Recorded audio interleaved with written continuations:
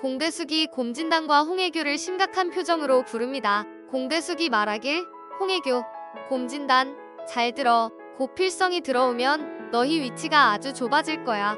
빨리 고필성의 약점을 찾아서 제거해. 공대숙은 미국에서 돌아와서 곰진택의 회사 경영에 깊이 개입하게 됩니다. 공대숙은 곰진택의 결정에 계속 간섭하면서 점점 자신의 영향력을 확장해 나갔습니다. 그녀는 비밀리에 곰진단과 홍혜교와 손을 잡고 의도적으로 선량한 사람들을 괴롭혔습니다. 어느 날 공대숙은 중요한 대화를 위해 곰진단과 홍혜교를 비밀리에 호출했습니다. 공대숙은 결연한 목소리로 말했습니다. 진단, 방법이 있어. 고필성을 처리해야 해. 그 순간 문이 열리고 곰진택이 들어왔습니다. 대화는 갑자기 멈췄고 곰진택은 그들을 의아한 표정으로 쳐다보았습니다. 곰진택이 묻습니다. 무슨 이야기를 하고 있었어? 공대숙은 악한 얼굴을 숨기며 자연스럽게 웃으며 대답했습니다. 아무것도 아니야. 곰진택, 그냥 회사 얘기하고 있었어. 곰진택은 의심스러워 보였지만 더 이상 묻지는 않았습니다. 그러나 그의 마음속에는 의문이 생기기 시작했습니다. 곰진택은 왜 이모가 그들과 손을 잡았을까?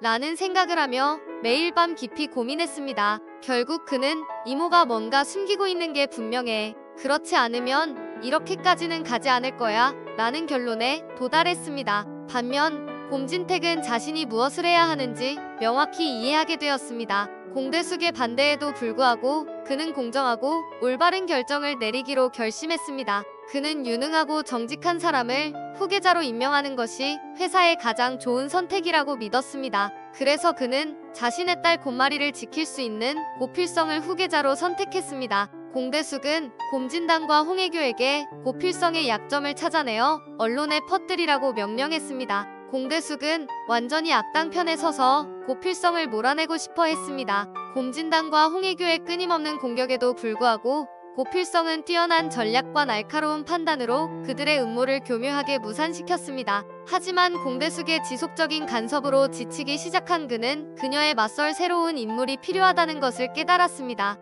그때 새로운 영웅이 등장했습니다. 박도준이었습니다. 박도준은 처음에는 곰마리의 운전사로 일했지만 점차 그녀와 가까워지면서 결국 연인이 되었습니다. 그는 곰마리에게 말했습니다. 나와 함께 앞으로 나아갈 준비가 됐어. 나는 너를 보호하기 위해 뭐든지 할 거야. 곰마리는 그의 손을 잡고 대답했습니다. 도준, 나는 너를 믿어. 내가 곁에 있어주니 마음이 편하네. 박도준은 원래 미국에서 공부했지만 불행히도 학업을 마치지 못하고 한국으로 돌아왔습니다. 그러나 그는 미국에서의 경험을 바탕으로 정의로운 삶을 살기로 결심했습니다. 그는 지적이고 성실하며 올바른 길을 가기 위해 노력하는 사람이었습니다. 공대숙과 박도준은 모두 일정 기간 미국에서 생활한 공통점이 있었습니다. 그들은 미국과 한국을 오가면서 우연히 마주치게 되었습니다. 공대숙은 곰진택의 회사에서 자금을 횡령하여 불법 자금을 만들었습니다. 곰진택은 전혀 알지 못했던 이 사실에도 불구하고 이모를 여전히 신뢰하고 있었습니다. 그러나 박도준의 미국에서의 경험 덕분에 그는 이 횡령 사실을 간파할 수 있었습니다. 곰마리는 박도준을 공식적으로 가족에게 소개하기로 결심했습니다. 어느 날 가족 모임에서 그녀는 말했습니다. 아버지, 소개할 사람이 있어요. 도준은 이제 제 연인일 뿐만 아니라 제 인생에서 중요한 사람입니다. 곰진택은 처음에는 놀란 표정으로 박도준을 쳐다봤고 충격을 받았지만 이내 미소를 지으며 말했습니다. 그래, 도준, 마리를 잘 대해줘서 고맙습니다. 앞으로 우리 가족을 잘 부탁해요. 박도준은 고개를 숙이며 대답했습니다. 감사합니다.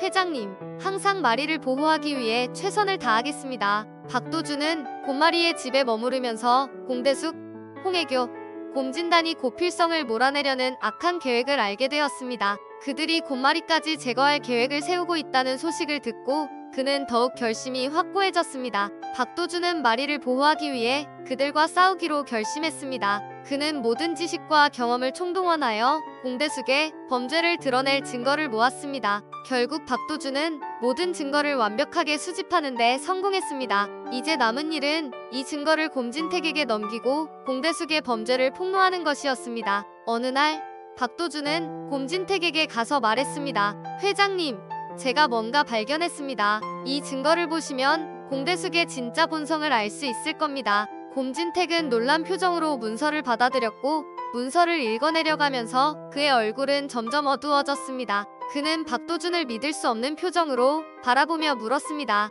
이게 정말 사실이야? 이모가 이런 일을 했다고? 박도준은 고개를 끄덕이며 대답했습니다. 네, 회장님. 이 증거들은 모두 확실합니다. 이제 더 이상 공대숙을 신뢰할 수 없습니다. 곰진택은 깊은 한숨을 내쉬며 자신이 그동안 신뢰해온 공대숙이 회사의 배신을 저질렀다는 사실에 충격을 받았습니다. 그는 배신감과 분노로 떨었지만 결국 마음을 굳혔습니다.